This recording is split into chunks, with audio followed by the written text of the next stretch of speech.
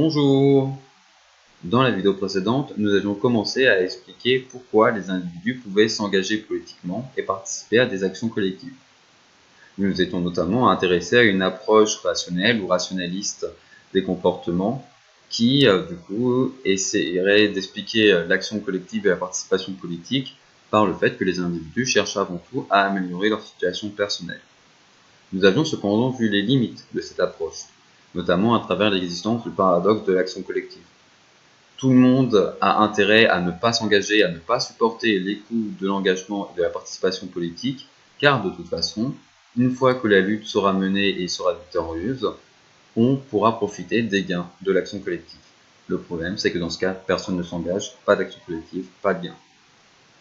Nous avions donc vu comment nous pouvions résoudre ce paradoxe et dépasser ses limites à travers l'existence d'incitations sélectives et ou de rétributions symboliques. À travers justement la question des rétributions symboliques, nous avions vu qu'on ne pouvait pas expliquer l'engagement politique uniquement à travers une approche matérialiste et justement du coup rationaliste, telle que la favorisent les économistes, qu'il était nécessaire de prendre en compte des aspects sociaux et ou psychologiques pour expliquer justement l'engagement politique. C'est cette question que nous allons approfondir dans cette vidéo en nous intéressant au lien entre les caractéristiques sociales des individus et l'engagement politique. On va d'abord s'intéresser au lien entre la catégorie socio-professionnelle et le diplôme d'une part et la participation politique d'autre part, et aux inégalités de participation politique que l'on peut observer selon la catégorie socio-professionnelle et le diplôme. Alors on avait déjà commencé à aborder cette question dans la vidéo précédente, puisque nous avions dit que les individus pouvaient rechercher des rétributions symboliques dans leur engagement politique et simplement le fait d'être intégrés socialement et une certaine forme de conformité sociale par rapport à leur milieu. Que par conséquent, dans certains milieux, dans certaines professions par exemple, qui sont plus engagés, l'engagement va aussi être plus facile, vous êtes en plus facilement encouragé à participer vous-même, à vous engager, puisque vous allez simplement vouloir faire comme les autres en quelque sorte et reproduire ce que vous observez et vous sentir pleinement intégré à travers votre engagement politique. J'insiste quand même que cela peut s'observer à une échelle assez large, mais que évidemment il faut toujours s'intéresser aux détails et aux configurations locales des relations. Par exemple, les fonctionnaires de façon générale et même les enseignantes et enseignants de façon plus particulière sont un milieu qui a tendance à être assez engagé. Donc ça, on peut l'observer de façon générale, mais évidemment, pour expliquer de façon plus fine l'engagement politique, il va falloir s'intéresser à la configuration locale. Dans votre établissement scolaire, dans votre lycée, est-ce que vous avez beaucoup de personnes engagées qui vont vous pousser du coup à vous engager à votre tour, ou à l'inverse, pas beaucoup? Auquel cas, justement, si vous êtes la seule personne engagée, ça va être beaucoup plus difficile, vous allez vous sentir seul, isolé, justement, à cause de votre engagement politique, et vous allez peut-être, en tout cas, pas forcément baisser les bras, même si c'est possible, mais en tout cas, vous allez aller moins loin, faire moins d'efforts que si vous étiez entouré de personnes qui partageaient vos convictions, qui partageaient votre engagement politique, et qui pouvaient vous soutenir et vous pousser à aller plus loin. Mais ce qu'on peut remarquer au-delà des différences, justement, selon la profession et les traditions et les cultures politiques de chaque profession, c'est que dans l'ensemble, les milieux dominants, les milieux favorisés ont tendance à être plus engagés, à avoir plus de participation politique que les milieux plus modestes, plus populaires. Pourquoi? Alors ça peut s'expliquer de différentes façons. Tout d'abord, par définition, ces milieux auront plus de ressources pour justement soutenir leur participation et leur engagement politique. Ces ressources peuvent être économiques, culturelles ou sociales. Typiquement, si vous envisagez de vous présenter à une élection et que vous voulez devenir le maire, la maire ou député de votre circonscription, vous allez avoir besoin de ressources économiques tout d'abord, pour mener votre campagne, imprimer des tracts, etc. Éventuellement louer une salle pour faire un meeting, vous allez avoir besoin de ressources économiques. Alors vous n'allez peut-être pas financer entièrement tout seul votre campagne électorale, mais même si vous avez recours à un prêt bancaire, ce qui est assez courant, forcément, pour avoir un prêt assez important, il faut avoir déjà de l'argent. De même, dans le cas de votre campagne électorale, celle-ci sera d'autant plus efficace que vous pourrez avoir des soutiens des personnes qui vont participer à la fois à votre campagne et qui publiquement vont pouvoir dire qu'elles vous soutiennent et vous encourager à voter pour vous. Donc là, on voit le rôle du capital social dans la participation politique. Enfin, on peut aussi évoquer des ressources culturelles, les comportements intériorisés lors de la socialisation, en termes par exemple d'aisance à l'oral, en termes de maîtrise des dossiers et de en tout cas capacité à la fois comprendre des dossiers techniques, mais aussi au moins simplement donner l'impression qu'on les comprend. Car parfois en politique, donner l'impression est beaucoup plus important que ce qui se passe en réalité. Cela, ça peut justement dépendre du coup des comportements intériorisés lors de votre socialisation, et ce sera peut-être des comportements qui seront plus faciles à avoir si vous venez d'un milieu favorisé que d'un milieu défavorisé. Autre élément d'explication de ces inégalités de participation politique selon la catégorie professionnelle et le diplôme, l'inégale intégration des normes de participation politique, l'inégal intérêt pour la politique et le sentiment de compétence politique. Alors ce sont trois aspects qui sont liés, que je vais donc présenter tour à tour, mais en insistant bien sur les liens entre ces trois notions. Et si vous vous rappelez bien, c'est une question qu'on a déjà vue en première dans le cadre du chapitre sur le vote. Donc l'idée ici, c'est que les démocraties contemporaines reposent sur le principe de la participation politique. Dans les démocraties, le pouvoir politique tient sa légitimité et donc peut prendre des décisions pour l'ensemble de la société du fait que l'ensemble des citoyennes et des citoyens ont participé à sa nomination, notamment ont participé aux élections.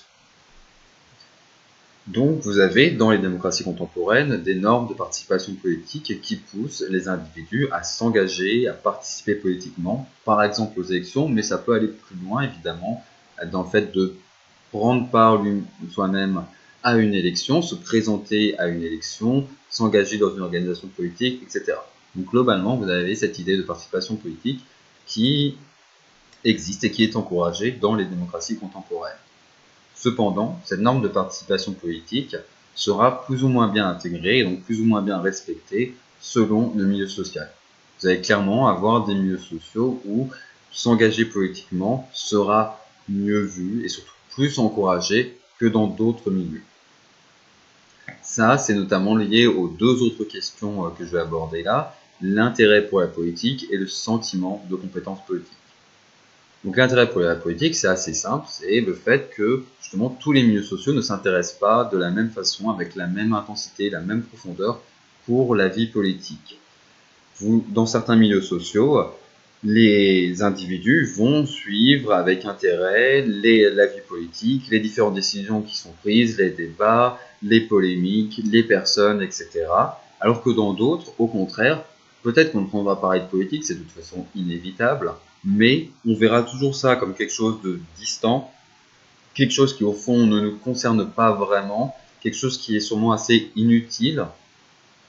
Voilà, au final considérer que tous les responsables politiques sont identiques, qu'ils et elles font simplement semblant d'être différents, d'avoir des idées différentes, mais qu'au fond, tout ce qui les intéresse, c'est de défendre leur propre situation, de défendre leurs privilèges, et que ils et elles ne font rien pour améliorer vraiment la société, notamment les personnes qui en auraient le plus besoin. Et dans ce cas, quand vous avez cette méfiance envers les responsables politiques, envers la vie politique qui va vous sembler assez peu claire, du coup, enfin, vous n'allez pas vous y intéresser de toute façon, vous allez avoir tendance à moins participer, ce qui est logique.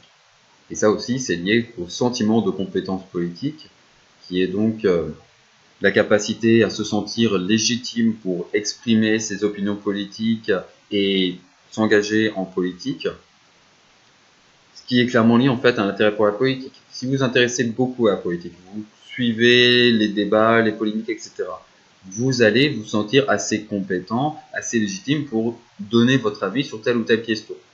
A l'inverse, si vous ne vous intéressez pas à la politique, si on vous demande votre avis sur cette question, vous n'en aurez sûrement pas, parce que vous n'en avez jamais entendu parler, que de toute façon ça ne vous intéresse pas. Et si vous allez répondre parce que vous vous sentez obligé de répondre quelque chose, vous allez répondre quelque chose au hasard.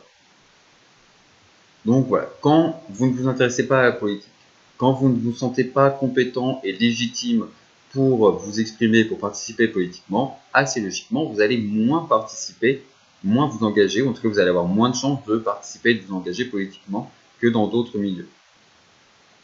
Juste petite parenthèse, hein, sur le lien entre intérêt et sentiment de compétence politique, on peut facilement le comprendre quand on prend d'autres exemples, par exemple avec le football. Si vous ne vous intéressez pas au foot, que vous ne suivez pas les matchs de la Ligue 1, de la Ligue des Champions, etc., clairement, vous n'allez pas vous sentir compétent pour vous donner votre avis sur les matchs, pour suivre une équipe, etc. Si vous vous sentez obligé de soutenir une équipe, de dire mon équipe favorite c'est celle-là, bah, ça va sûrement être un peu au hasard, parce que c'est une équipe qui est connue, parce que c'est l'équipe de la ville où vous habitez, etc.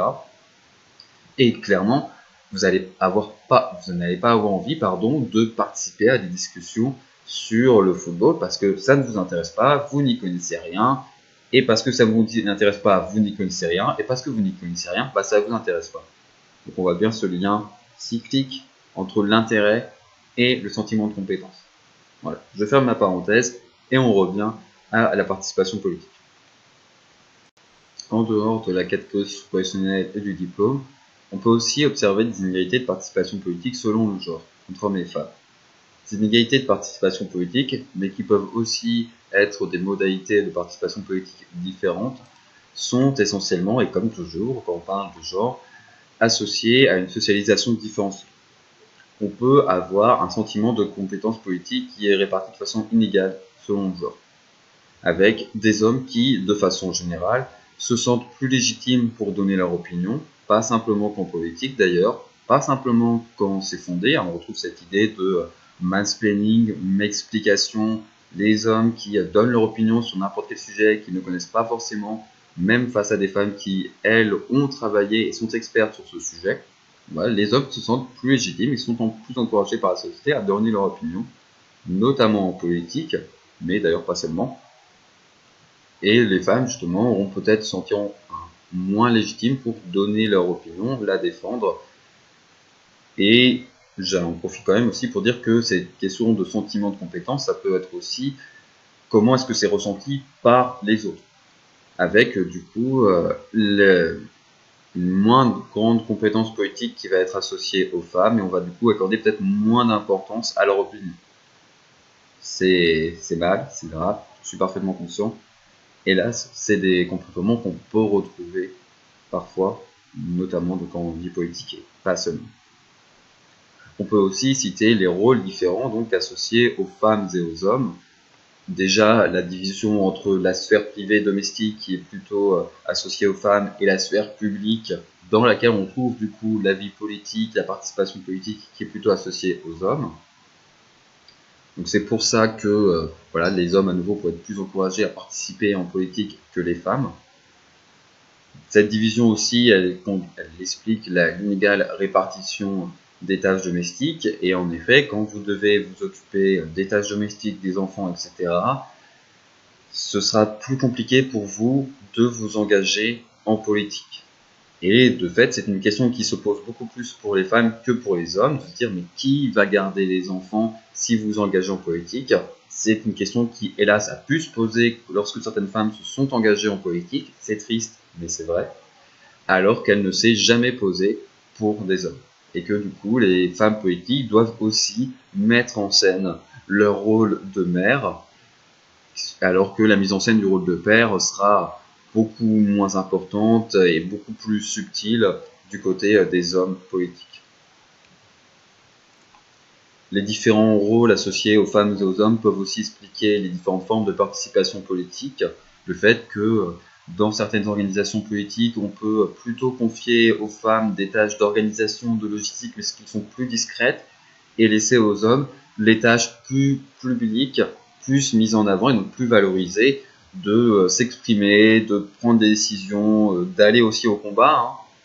Même vous avez par exemple des études qui sont menées sur les Black Blocs qui montrent qu'on retrouve aussi bien des femmes que des hommes, mais que les hommes ont tendance à avoir une approche moins responsable, plus spontanée et donc plus aller au contact avec les forces de l'ordre, alors que les femmes vont plus être dans vraiment flair bloc, ce qui est le principe des Black Blocs au départ, pour ne pas laisser les forces de l'ordre passer et empêcher les forces de l'ordre d'interpeller, par exemple, les personnes qui les ont prises à partie. Enfin, cette différence de rôle, elle peut aussi se retrouver dans les responsabilités confiées aux femmes et aux hommes, par exemple dans les ministères, le fait que des ministères sont considérés comme plus masculins, typiquement la défense, l'économie, l'intérieur, et d'autres ministères sont considérés comme plus féminins, l'éducation, la famille, la santé, et que, hélas, les ministères considérés comme plus masculins sont plus valorisés, sont considérés comme plus importants que les ministères considérés comme féminins. Enfin, on peut s'intéresser au lien entre âge et participation politique. On peut s'y intéresser notamment parce que le programme nous invite à le faire. Cependant, ce lien, il est compliqué et il doit être pris avec prudence. Notamment parce que, comme finalement je l'avais déjà dit lors d'une vidéo dans le cadre du chapitre sur la structure sociale, il faut distinguer les effets d'âge et les effets de génération. Les effets d'âge, ça correspond aussi à ce qu'on appelle la position dans le cycle de vie. Est-ce que vous êtes encore jeune, vous êtes dans le cadre de vos études? Est-ce qu'au contraire, vous commencez à entrer dans la vie active? Est-ce que vous êtes au pic de votre vie active? Est-ce que vous êtes plutôt vers la fin, à la retraite, etc. Et les effets de génération, c'est le fait d'être né à une certaine date, à une certaine époque, et du coup d'avoir grandi dans un certain contexte social et politique. Et typiquement, quelqu'un qui a 70 ans en 2020, c'est à la fois quelqu'un qui a 70 ans en 2020, qui donc est probablement à la retraite avec ce que ça implique en termes de situation économique, avec plus de chances d'avoir un patrimoine plus important que quelqu'un qui entre dans la vie active, qui vient juste de terminer ses études par exemple. Mais c'est aussi quelqu'un qui est né en 1950, qui avait par exemple 18 ans en mai 68, etc. Et donc qui a grandi dans ce contexte social et politique, qui a pu aussi influencer ses opinions, ses comportements, et donc sa participation politique. Par exemple, des idées très répandues sur le lien entre âge et participation politique, c'est que la participation politique, la participation électorale est plus faible, chez les jeunes, et les formes de participation politique qui sont plus contestataires. De fait, ça peut se retrouver, bien que je tiens à rester prudent sur les formes de participation politique contestataire, car souvent c'est l'apanage d'une minorité et difficile du coup de dire est-ce que cette minorité est vraiment représentative, soit d'une classe d'âge, soit d'une génération, mais en tout cas d'un groupe plus large. Néanmoins, on peut se demander est-ce que cette participation électorale plus faible, cette plus grande distance vis-à-vis de la participation politique conventionnelle, et de l'autre côté, un peut-être plus grand attrait pour des formes de participation politique plus contestataires, plus spectaculaires, est-ce que c'est lié à la position dans le cycle de vie, et donc le fait que justement on peut être plus contestataire, plus audacieux et moins conventionnel lorsque on n'a pas une situation notamment économique mais aussi sociale qui est solide, qui est acquise et qu'on va plutôt chercher à protéger quand au contraire on cherche à acquérir ces situations et on cherche à changer la société pour qu'elle nous soit peut-être favorable, ou est-ce que c'est vraiment lié à un changement de culture politique des générations les plus récentes qui, justement, verraient finalement comme leurs aînés, les responsables politiques s'enchaîner sans vraiment avoir d'effet, qui vont du coup développer plutôt une certaine distance, une certaine méfiance envers les responsables politiques, envers le système électoral, et vont se tourner vers d'autres formes de participation politique. En réalité, vous avez sûrement un peu des deux qui est mélangé, mais il est difficile de savoir dans quelle mesure. Donc il y a beaucoup de responsables médiatiques, mais aussi de chercheuses et de chercheurs qui vont facilement se dire, voilà, on observe un changement de la culture politique des générations les plus récentes, les générations les plus jeunes sont plus contestataires. Donc ça, il faut vraiment rester prudent, se dire, si votre échantillon n'est fondé que sur, vous prenez l'exemple de quelques minorités, si vous prenez l'exemple de Greta Thunberg pour toute une génération, ça va pas forcément être très représentatif. Et il faut vraiment faire attention à démêler la position, cet effet de génération avec la position dans le cycle de vie. Pour approfondir cette question, Je vous conseille cette très bonne vidéo d'une chaîne dédiée justement à la sociologie électorale qui analyse de façon détaillée, mais peut-être un peu complexe, le lien entre âge et vote conservateur.